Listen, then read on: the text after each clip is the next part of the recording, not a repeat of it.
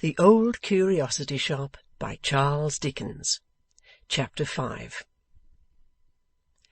Whether Mr Quilp took any sleep by snatches of a few winks at a time, or whether he sat with his eyes wide open all night long, certain it is that he kept his cigar alight, and kindled every fresh one from the ashes of that which was nearly consumed, without requiring the assistance of a candle. Nor did the striking of the clocks, hour after hour, appear to inspire him with any sense of drowsiness or any natural desire to go to rest, but rather to increase his wakefulness, which he showed at every such indication of the progress of the night by a suppressed cackling in his throat, and a motion of his shoulders, like one who laughs heartily, but at the same time slyly and by stealth. At length the day broke, and poor Mrs Quilp, shivering with cold of early morning, and harassed by fatigue and want of sleep, was discovered sitting patiently on her chair, raising her eyes at intervals in mute appeal to the compassion and clemency of her lord, and gently reminding him by an occasional cough that she was still unpardoned, and that her penance had been of long duration. But her dwarfish spouse still smoked his cigar and drank his rum without heeding her, and it was not until the sun had some time risen, and the activity and noise of city day were rife in the street, that he deigned to recognize her presence by any word or sign. He might not have done so even then, but for certain impatient tapping at the door, he seemed to denote that some pretty hard knuckles were actively engaged upon the other side. "Why, dear me," he said, looking round with a malicious grin, "it's day. Open the door, sweet Mrs Quilp." His obedient wife withdrew the bolt, and her lady mother entered. Now Mrs Jiniwin bounced into the room with great impetuosity, for, supposing her son-in-law to be still abed, she had come to relieve her feelings by pronouncing a strong opinion upon his general conduct and character. Seeing that he was up and dressed, and that the room appeared to have been occupied ever since she quitted it on the previous evening, she stopped short in some embarrassment.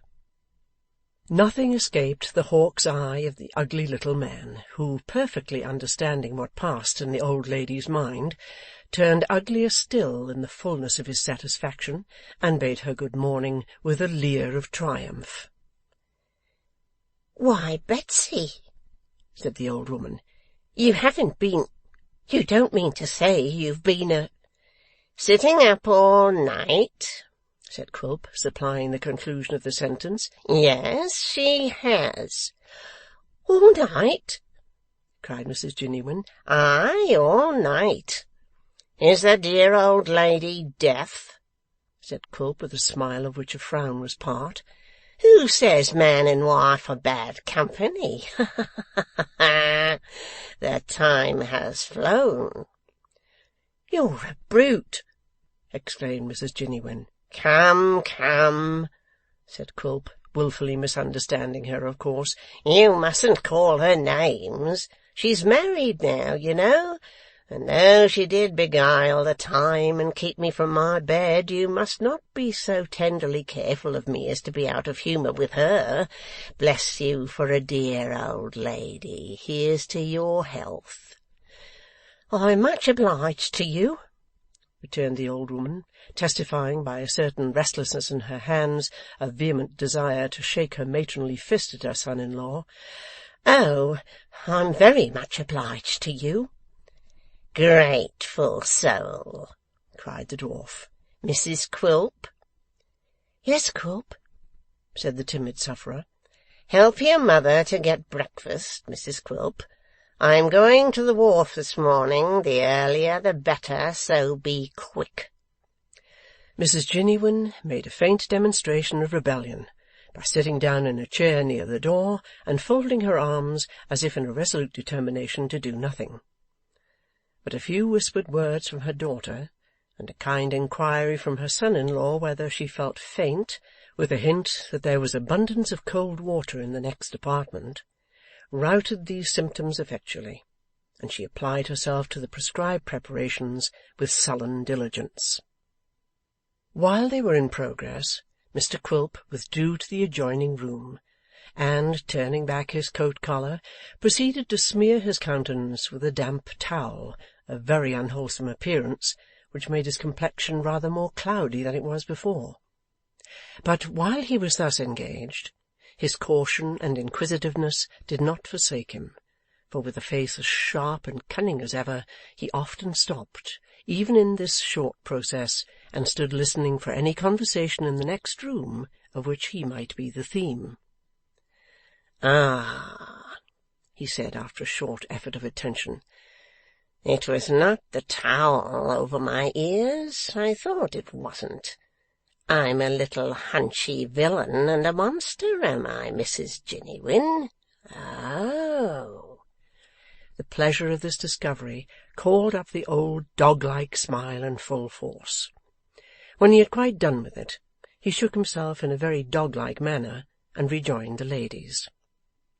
Mr Quilp now walked up to the front of a looking-glass, and was standing there putting on his neckerchief, when Mrs Jiniwin, happening to be behind him, could not resist the inclination she felt to shake her fist at her tyrant son-in-law.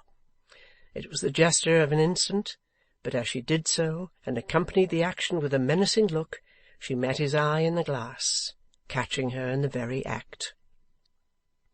The same glance at the mirror conveyed to her the reflection of a horribly grotesque and distorted face, with the tongue lolling out, and the next instant the dwarf, turning about with a perfectly bland and placid look, inquired in a tone of great affection, "How are you now, my dear old darling?"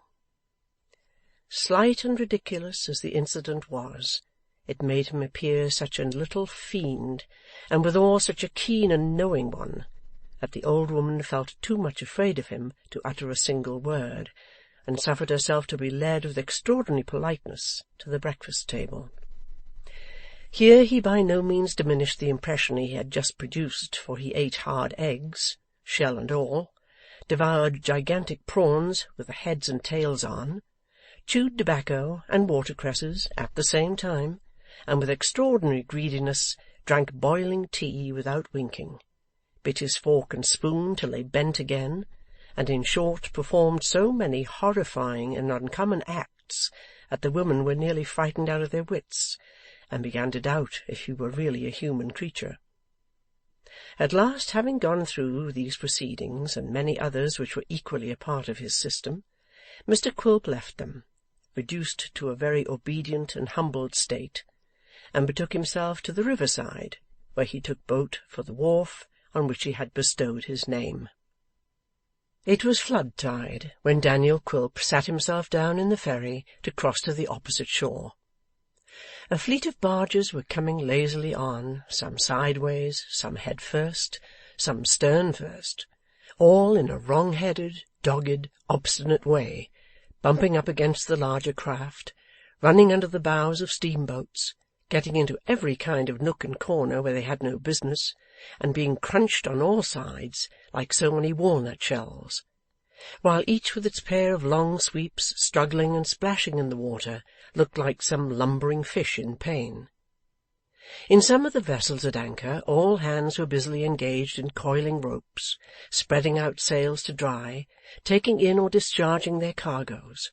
In others no life was visible but 2 or 3 tarry boys, and perhaps a barking dog running to and fro upon the deck, or scrambling up to look over the side and bark the louder for the view. Coming slowly on through the forests of masts was a great steamship, beating the water in short impatient strokes with her heavy paddles, as though she wanted room to breathe, and advancing in her huge bulk like a sea-monster among the minnows of the Thames. On either hand were long black tiers of colliers, between them vessels slowly working out of harbour, with sails glistening in the sun, and creaking noise on board, re-echoed from 100 quarters. The water and all upon it was in active motion, dancing and buoyant and bubbling up, while the old grey tower and piles of building on the shore, with many a church spire shooting up between, looked coldly on, and seemed to disdain their chafing, restless neighbour. Daniel Quilp, who was not much affected by a bright morning save in so far as it spared him the trouble of carrying an umbrella, caused himself to be put ashore hard by the wharf, and proceeded thither through a narrow lane which, partaking of the amphibious character of its frequenters, had as much water as mud in its composition, and a very liberal supply of both. Arrived at his destination, the first object that presented itself to his view was a pair of very imperfectly shod feet, elevated in the air, with the soles upwards, which remarkable appearance was referable to the boy, who, being of an eccentric spirit, and having a natural taste for tumbling, was now standing on his head and contemplating the aspect of the river under these uncommon circumstances. He was speedily brought on his heels by the sound of his master's voice, and as soon as his head was in its right position, Mr Quilp, to speak expressively in the absence of a better verb, punched it for him. "Come, you let me alone," said the boy, parrying Quilp's hand with both his elbows alternatively. "You get something you won't like if you don't, and so I tell you." "You dog," snarled Quilp. "I'll beat you with an iron rod. I'll scratch you with a rusty nail. I'll pinch your eyes if you talk to me, I will." With these threats he clenched his hand again, and dexterously diving in between the elbows, and catching the boy's head as it dodged from side to side, gave it 3 or 4 good hard knocks. Having now carried his point and insisted on it, he left off. "You won't do it again?" said the boy, nodding his head and drawing back with the elbows ready in case of the worst. "Now—" "Stand still, you dog," said Quilp. "I won't do it again, because I've done it as often as I want. Here, take the key." "Why don't you hit one of your size?" said the boy, approaching very slowly. "Where is there one of my size, you dog?" returned Quilp. "Take the key, or I'll brain you with it." Indeed, he gave him a smart tap with the handle as he spoke. "Now, open the counting-house." The boy sulkily complied, muttering at first, but desisting when he looked round and saw that Quilp was following him with a steady look. And here it may be remarked that between this boy and the dwarf that existed a strange kind of mutual liking. How born or bred, and or nourished upon blows and threats on one side and retorts and defiances on the other, is not to the purpose.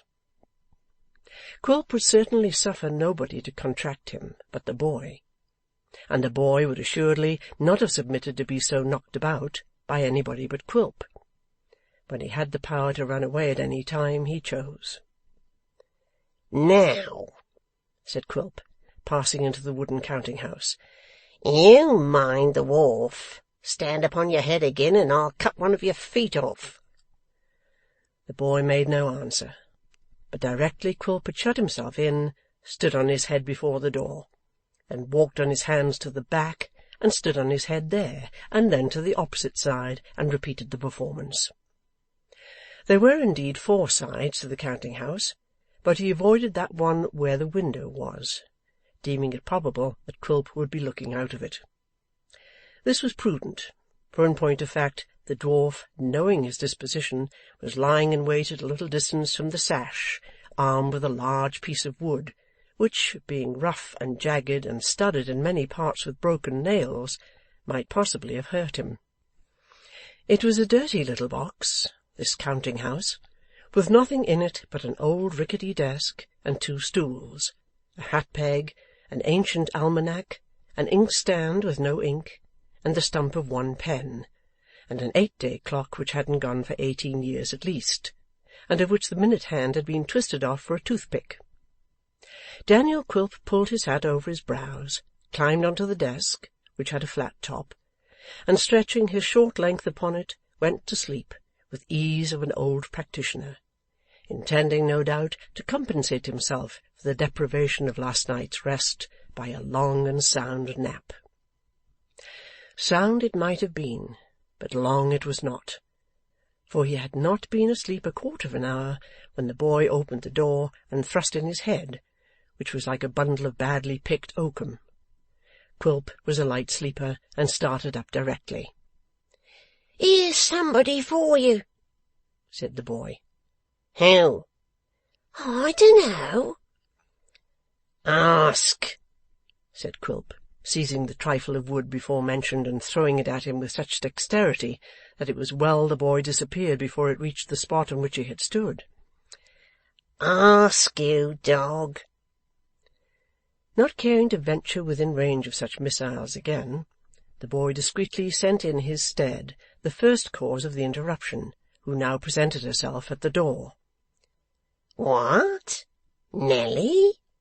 cried Quilp. "Yes," said the child, hesitating whether to enter or retreat, for the dwarf, just roused, with his dishevelled hair hanging all about him and a yellow handkerchief over his head, was something fearful to behold. "It's only me, sir." "Come in," said Quilp, without getting off the desk. "Come in. Stay. Just look out into the yard and see whether there's a boy standing on his head." "No, sir," replied Nell. "He's on his feet." "You're sure he is?" said Quilp. "Well, now come in and shut the door. What's your message, Nelly?" The child handed him a letter. Mr. Quilp, without changing his position further than to turn over a little more on his side and rest his chin on his hand, proceeded to make himself acquainted with its contents. End of chapter 5